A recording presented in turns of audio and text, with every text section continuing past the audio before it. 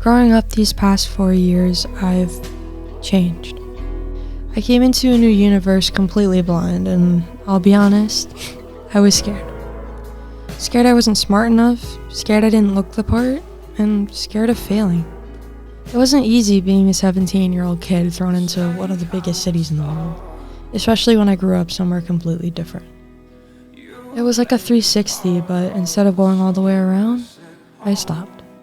I made friends, found love, and I found passion. This passion lit a fire to a whole new world I would soon completely be engulfed in. Starting in college, I did short films for class, made silly movies for my friends, and just wrote stories for myself. I never really knew what this would turn into until I started applying myself. Every new class thrown at me, every challenge that presented itself, I always wanted to create something out of it, but I didn't know how. Some turned out good, and let's just say some should never be seen by the public. I started working harder, putting more hours in, and spending more time in solitude in front of a screen, more than I did growing up in the sun as a kid.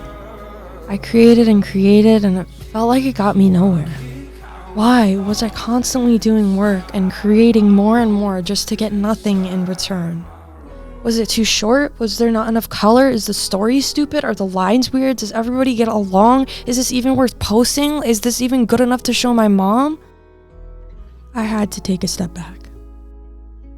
Waking up every day and thinking about what to capture next gets exhausting.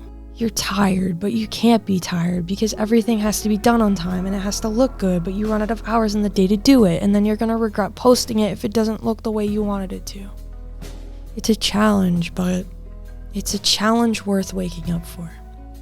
I started to create again. I started to write. I started to bring a camera everywhere I went to capture something.